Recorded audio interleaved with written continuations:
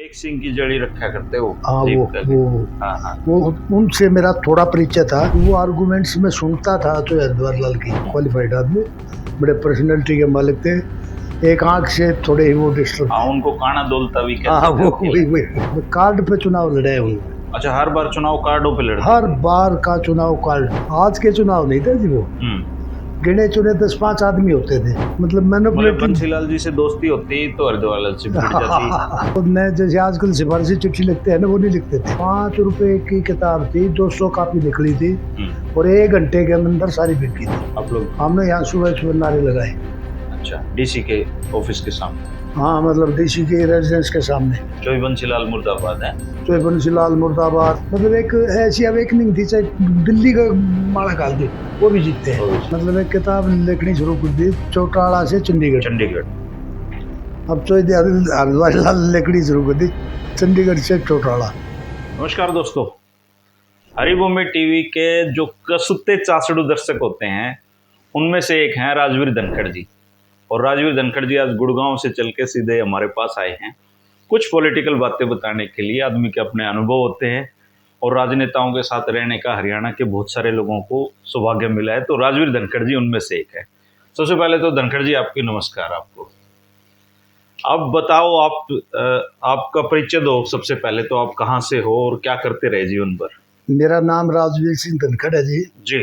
गांव हमारीपुर है, कलोई हल्के का गांव है। अच्छा। और मैं वहीं पढ़ा हूँ। अच्छा। 1972 में मैट्रिक करने के बाद मैं चंडीगढ़ चला गया था। 73 में।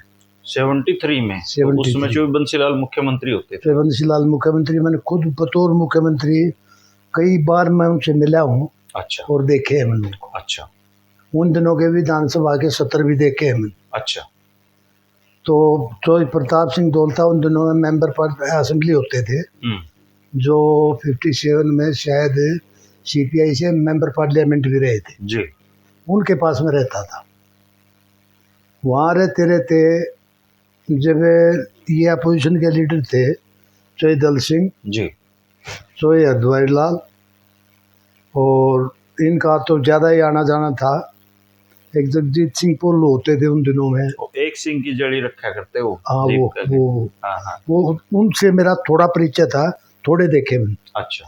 लेकिन दौलता साहब को, चोई दल सिंह को और चोई प्रियव्रत के भाई होते थे एक प्रताप सिंह। अच्छा। उन्होंने इलेक्शन लड़ा था, तो वो इलेक्शन पिटीशन जो थी वो चोई हरिद्वार लाल ने की थी। अच्छा।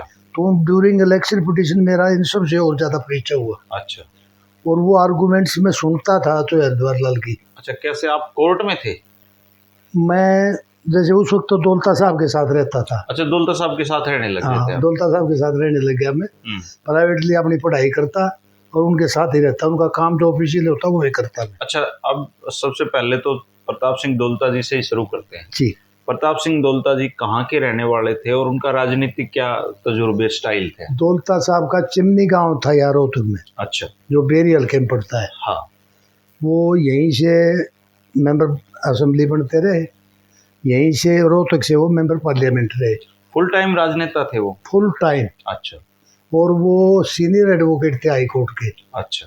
उन दिनों में कोई 200 वकील टोटल होते थे पंजाब हरियाणा हाई कोर्ट, उनमें से वो एक थे। अच्छा, पढ़े लिखे आदमी थे? हाँ, क्वालिफाइड आदमी, बड़े पर्सनैलिटी के मालिक थे। एक आंख से थोड़े ही वो डिस्टर्ब। हाँ, उनको काना दौलता भी कहते थे। हाँ, वही।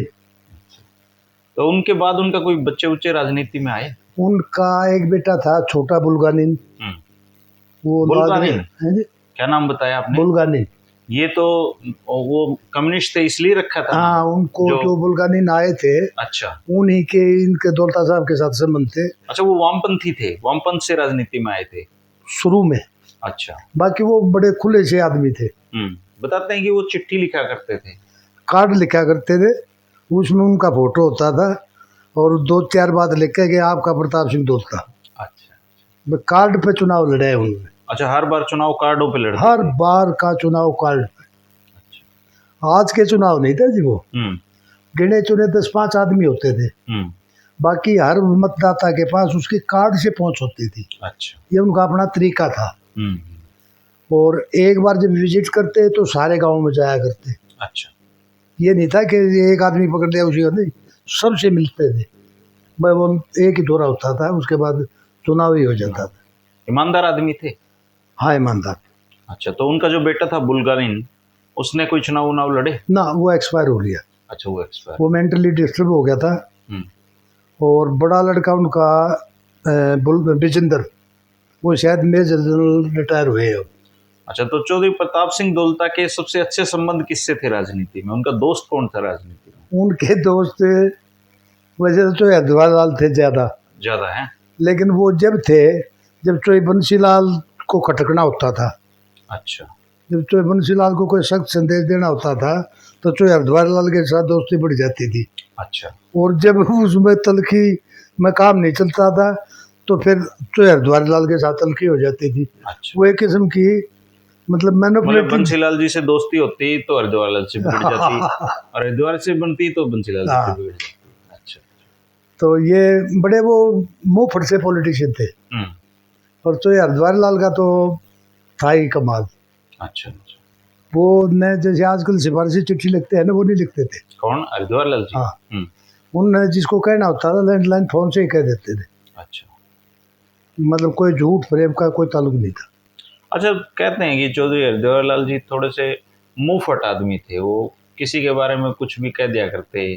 उन्होंने बंसीलाल जी के बारे में तो एक ऐसी किताब लिख दी जिसको रुकवाने के लिए हाई कोर्ट तक जाना पड़ा। 5 रुपए की किताब थी, 200 कॉपी निकली थी, और 1 घंटे के अंदर सारी बिक गई थी। अच्छा, क्या नाम था उस किताब का? वो था शायद rough and corrupt politics in India and autonomy of a chief minister.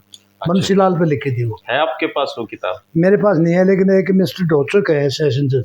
हाँ, हाँ, चंडीगढ़ MM ढोचक जी, उनके पास है। बहुत ईमानदार जज है वो। बहुत बढ़िया।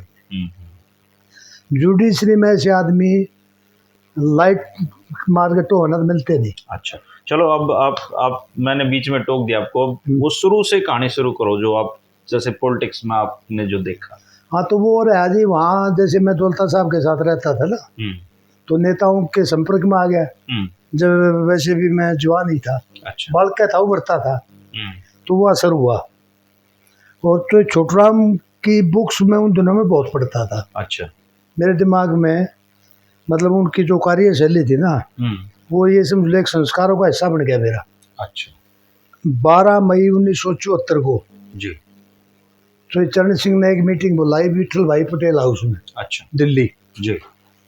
तो उस मीटिंग में चौधरी चांदराम, चौधरी दल सिंह, महंत सरियानाथ और चौधरी देवीलाल, ये तो थे उस लेवल के लीडर। अच्छा, और यारों तक से थे सतवीर सिंह हुड्डा, जो 2+5 का जो मुद्दा चलाते। हाँ, हाँ, ये भी उस दिन उस मीटिंग में थे। एक चौधरी वीर सिंह ससाने से सरपंच होते थे, पुराने ग्रेजुएट थे, वो भी थे। मैं भी उस मीटिंग में था। अच्छा, तो उस मीटिंग में भारतीय क्रांति दल बनाई थी, जो चौधरी चरण सिंह ने जो बनाया था। चौधरी चरण सिंह ने बनाई थी। चौधरी चरण सिंह ने हरियाणा की भारतीय क्रांति दल बनाई थी। हाँ, हाँ, जिसमें चौधरी चांदराम को अध्यक्ष बनाया था। अच्छा, और उस में जो मुझे याद है 14 आदमी थे हम खुद। अच्छा, जो चरण सिंह ने मेंबरशिप के जो फॉर्म भरा था ना, उसको दस्तखत किए थे। और मैंने उसको छाती का लगा बड़े दिन से बाल के रखा। अच्छा, एक लगा था भाई चरण सिंह का दस्तखत है मेरे पास। फिर ये जलसे हुए। जलसों में बढ़ चढ़ के हमने हिस्सा लिया। जैसे पहला जलसा रोहतक हुआ, फिर गुहाना हुआ, फिर जींद हुआ, फिर सोनीपत हुआ। तो हर जलसे में मैं मतलब स्टेज पे होता था। अच्छा, और उन्हें पहले तो जैसे अनाउंस करते, लोगों को बताते भाई बहुत बड़े नेता हैं, ऐसे जाग बुनियादी करते। यहाँ भिवानी स्टैंड पे ऑफिस भी बनाया था हमने। अच्छा, चौधरी देवीलाल की रहनुमाई में ही था, अध्यक्ष तो चांदराम थे। तो वो दौर भी हमने देखा फिर। अच्छा, उन नेताओं की सादगी और स्पष्टवादिता देखी। मतलब जो आजकल है ना, वो नहीं था। ईमानदार लोग थे। हाँ, तो चरण सिंह को बहुत नज़दीक से देखा है मैं। अच्छा, कभी यूँ जैसे ऐसा भी मौका मिला, जैसे मैं और आपने ये सतपाल मलिक जो भी गवर्नर थे, ये उन दिनों में इनके बहुत नज़दीक होते थे। अच्छा, और तो करतार सिंह इनके PSO होते थे। अच्छा, तो ये चलते चलते फिर एक जैसे राजनारायण जी ने इलेक्शन पिटीशन की थी इलाहाबाद हाई कोर्ट में। हाँ जी। 26 जून 1975 को बहादुरगढ़ जलसा रखा था हमने। राजनारायण जी ने आना था। अच्छा। 25 जून की रात को इमरजेंसी लग गई। तो हम यहाँ से बहादुरगढ़ से मतलब गए बहादुरगढ़ भाई जलसे का कराए, फिर तो वहाँ पुलिस थी। उन्होंने कहा जाओ यहाँ कुछ नहीं है, भागो यहाँ से। हम आ गए। तो फिर हमने मतलब पुलिस की नोटिस में थे भाई ये सक्रिय कार्य करता है। हमने एक विचार किया भाई ये बजाय के हमें घर से निकाल के गिरफ्तार करें तो उसका तो कोई यूज नहीं होगा, पकड़ेंगे जरूरी है, तो क्यों ना एक पॉलिटिकल अवेकनिंग क्रिएट हो, ऐसा एक्शन लिया जाए। तो उसमें ये सतवीर हुड्डा जो थे, हम मतलब 15-14 आदमी इकट्ठे हुए। अच्छा। जब यहाँ डीसी की कोर्ट ऑफिस रेजिडेंस यही था। 1 जुलाई 1975 को, यानी 26 जून को इमरजेंसी लगी, 25 की रात को, 5-4 दिन के बाद ही 1 जुलाई को आप लोग हमने यहाँ सुबह नारे लगाए। अच्छा, डीसी के ऑफिस के सामने? हाँ, मतलब डीसी के रेजिडेंस के सामने। चोई बंसीलाल मुर्दाबाद है। चोई बंसीलाल मुर्दाबाद, इमरजेंसी, लोकतंत्र का गला घोटते हैं, इसको हटाओ फलाना, ये काफी शोर शराबा हो गया। यानी कि रोहतक में उस वक्त ये अनएक्सपेक्टेड एक्शन था जिसको उम्मीद नहीं थी, ऐसा भय का वातावरण था, उसमें ये किया। तो इतनी देर में पुलिस चौकुर्देग आ गई और हमें बैठा के ये ले गए सदर थाने की हवालात में। अच्छा। तो वहाँ रहे रात को। अगले दिन इन्होंने पेश करके हमें जेल में भेज दिया। तो जेल में जो नेता उन दिनों में थे, लाल कृष्ण अडवाणी जी, रोहतक जेल की बात बता रहे हो ना? रोहतक जेल की। Lal Krishna Advani ji, Biju Patnaik ji ex chief minister Orissa, Karpoori Thakur ji ex chief minister Bihar, Piloo Mody ji, Rajnarayan ji, Madhu Dandavate ji, Ashok Mehta ji, Sikandar Bakht ji. अच्छा। और तो कुछ टाइम के लिए हुक्म चंद गोयल होते थे रोहतक के। अच्छा। आरएसएस के एक परमानेंट तुल्य होते थे ये। और हम ये सब आदमी मतलब राजनारायण जी। अच्छा। और कुछ वक्त के लिए चंद्रशेखर जी भी आए रोहतक जेल में। रोहतक जेल में। सरदार त्रिलोक सिंह वहाँ एक सुप्रीम जेल होते थे, वो बड़े अकोमोडेटिंग नेचर के थे, सबको मतलब ठीक ठाक जैसे संभाले। अब इस दौरान में, क्योंकि मैं सबसे छोटी उम्र का था। अच्छा, कितनी उम्र थी आपकी उसमें? ये मान लो 20 साल। 20 साल भी शायद नहीं थी। अच्छा। तो यहाँ एक मिस्टर आनंद एसडीएम होते थे, ये मेनका गांधी के परिवार से ही थे, आईएएस थे, लेकिन उनको जैसे ट्रेनिंग पर लगाते होते होंगे। उन्होंने रिपोर्ट वगैरह मांगी कि भाई कौन कौन क्या है, तो उन्होंने प्रोडक्शन वारंट या जैसे भी करके हमें बुला लिया यहाँ जमानत के लिए। हाँ, मतलब अपनी कोर्ट में। वो कहने लगे भाई आप अपोलॉजी लिखो, छोड़ देंगे आपको। मैं कहा जी मेरा क्या कसूर है, मेरा तो कोई कसूर नहीं है, ये तो काम सरकार का है, सरकार विड्रॉ करे मामला। ये लोकतंत्र का गला घोट दिया, लोग जेलों में बंद कर दिए, ये तो कोई तरीका नहीं है। वो कहने लगे भाई तुम, तेरा क्या है, मतलब ज़्यादा वो नहीं करते, और तेरे माँ बाप का क्या हाल होगा, ऐसी उम्र में तेरे पढ़ने का टाइम है। मैं कहने लगा जी जो 23 मार्च 1931 को फांसी तोड़ दिए, उनके माँ बाप ही नहीं थे, जो सारा था अपना। मगर फिर वो खुद ही बोला ले जाओ भाई इसको, ले जाओ ले जाओ। फिर हमें जेल में ले गए, वो वापस चले गए, वापस जेल में ले गए, वापस जेल में वहाँ रहे। तो इन लोगों के जो संपर्क में रहे हम, इनको बड़ा उत्साह हुआ था कि भी हम अकेले बंद नहीं है, लोगों में चिंता है इस बात की कि भी ये गलत हो रहा है। तो ये एपिसोड होकर फिर जैसे मतलब जमानत होगी, बाहर आए, तो फिर ये 77 में जैसे जनता पार्टी बनी। ठीक है। जनता पार्टी जब बनी तो हम टिकट के मतलब जैसे दावेदार थे सतवीर हुड्डा, मैं तो बालक, मेरी उम्र नहीं थी। अच्छा, 25 के नहीं हुए ना। ये संत कुमार था मेरा, मतलब ताऊ का ही लड़का था, एडवोकेट संत कुमार। हाँ। अच्छा। ये भी हमारे साथ जेल में थे, उस जत्थे में ही थे। अच्छा। तो इनको टिकट मिल गया हसनगढ़ से। ये जीत गए, हैं जी? जीत गए वो जीत के मतलब 1 रुपया खर्चना नहीं, और उल्टा लोगों ने बड़े सम्मान से जिताए। और चोई माड़ू सिंह को हराया उन्होंने। चोई माड़ू सिंह बहुत पुराने थे उस वक्त। कोई भी उस वक्त जनता ने किसी चोई माड़ू सिंह को नहीं, मतलब एक ऐसी अवेकनिंग थी, चाहे दिल्ली का माड़ा काल थी, वो भी जीते हैं। उस दौर में चौधरी हरद्वार लाल को टिकट नहीं दिया। अच्छा, देखो उनकी टिकट कटने के क्या कारण थे? भाई ये सब न्यू थे कि ये जो है तुम्हें चलने नहीं देगा। अच्छा, अपनी फ्यूचर की एडजस्टमेंट देख रहे थे। उन दिनों में उन्होंने एक पंपलेट निकाला कि 90 की 90 विधानसभा में किसको टिकट क्यों, हर मतलब आदमी की टिकट के रिगार्डिंग उसका पिछोकड़ दिया, इसको इस कारण से, इसको इस कारण से, एक पंपलेट सा निकाला था उन्होंने। और खुद वहाँ इंडिपेंडेंट खड़े हुए। कहाँ? जज्जर से? बादली से। और वो जीते। अच्छा, इंडिपेंडेंट जीत गए। इंडिपेंडेंट जीते उस दौरान में। अब तो देवीलाल चीफ मिनिस्टर बन गए, तो डॉक्टर राजा राम ने मतलब एक किताब लिखनी शुरू कर दी, चौटाला से चंडीगढ़। अब तो हरद्वार लाल लिखनी शुरू कर दी, चंडीगढ़ से चौटाला। अच्छा, और वही एमएलए में रहना। वो बड़े अलग किस्म के आदमी थे। डॉक्टर राजा राम तो चौटाला ही गांव के रहने हाँ, वो तो चौटाला। उन्होंने लिखी किताब चौटाला टू चंडीगढ़। और डॉक्टर दोहरीलाल जी ने लिखनी शुरू कर दी चंडीगढ़ से चौटाला। हाँ। अच्छा, तो वो इन्फॉर्मेशन लगी सीएम को, जैसे तैसे करके फिर इनको फ्लड का चेयरमैन लगाया। अच्छा, उनका समझौता हो गया आपस में, मतलब हुआ। फिर पहले फ्लड के चेयरमैन लगाए, फिर उनको वाइस चांसलर लगाया। अच्छा, और उन्होंने फिर रिजाइन कर दिया। रिजाइन करने के बाद बादली का भी इलेक्शन हो गया, बाई इलेक्शन। अब उसमें टिकट जो है वो उदय सिंह दलाल को दे दिया। अच्छा, उदय सिंह दलाल मांडोठी का होता था जी बहुत।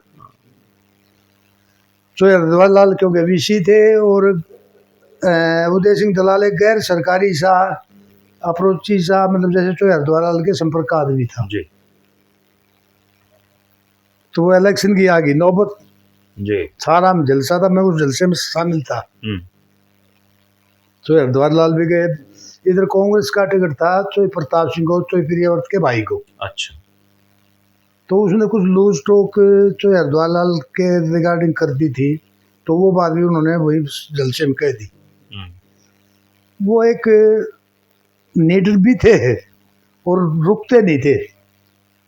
चोई हरद्वार लाल को भी बुला लिया जलसे में बतौर वीसी। उन्होंने वहाँ कहा कि भी लोग अनपढ़ से आदमी हैं, यूँ कह देते हैं कि मैं किसी जलसे में नहीं बोल सकता क्योंकि मैं वाइस चांसलर हूँ। उनको बेवकूफ़ों को ये ज्ञान नहीं कि मैं लोकसभा में ही बोल सकता हूँ। ये जलसे की बात है। चौधरी प्रताप सिंह ने भाई मेरी और आपकी बेटी क्या दो है, उन्होंने बड़ा खराब लफ्ज कहे हैं, वो तुम देख लेना। फिर बात उदय सिंह दलाल की आ गई। मतलब ये भी कहा जी मेरी मदद करो। मैं कहा अभी तो सामाजिक सा गुंडा सा आदमी है पब्लिक में, खैर भाई देख लेना। जहाँ तक चौधरी देवीलाल का ताल्लुक, चौधरी देवीलाल भाई स्टेज पे है भाई। मैं तो इनको रिश्ता करने लगा था पोती करके उसमें, लेकिन बाद में पता चला दलाल मान देसवाल से आगे भाई है। अच्छा, इनका आपस में रिश्ता नहीं होता। और भाई जिनको इतनी लंबी जूती हाथ करके गया था, जिनको इतनी लंबी जूती आती हो, उमा कल कितनी होगी तुम देख लेना। और उदय सिंह दलाल जो है वो चुनाव जीत गया। अच्छा, प्रियव्रत का भाई जो प्रताप था वो चुनाव हार गया। वो फिर अगला मैटर चलता रहा। कौन सी पिस्टल थी धनखड़ जी आपके पास? ये यूके की थी, लायन 9mm लंबा पिस्टल। अपने हाइड आदमी नान के और बेल्ट पेपर मार्क लगा। आपने चोई देवीलाल की कफन में कील ठोक दी है। अब ये चलता रहा। मैं फिर ये बात आ गई 90 में, काली भेड़े पीली भेड़े काली भेड़े, ये चौटाला साहब ये रोज करें बड़ा बयान दे दिया था। फिर मेरा बस चले तो बड़ियों को वोट के अधिकार से वंचित कर दी, जबकि ऐसी मनसा कुछ थी नहीं। मैंने सोचा मगर भाई राजवीर इतना किया जिनकी प्रायश्चित करते करते ही चली जाएगी। और लोगों के साथ ऐसी ठगी होती रहेगी। इस दौरान में गाड़ी जलसा था अनाज मंडी में। बड़ा सोचा बेचारा को, मतलब मगा भाई नहीं यार, सही बात है। यूँ करके मेरे को गुस्सा आ गया। जब ये बड़े प्रोवोकेटिव स्पीचेस दे रहे थे तब बीडी गुप्ता को मुन्ने गोली मारनी पड़ी।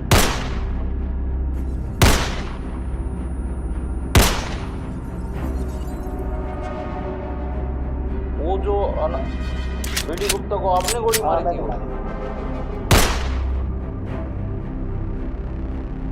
सबको कोई ना निकाले तो जाने, मैं निकाले तो जाने। वक्त के साथे में तो सबको डरना रहता है। वक्त को कोई अपने साथे में डाले तो जाने।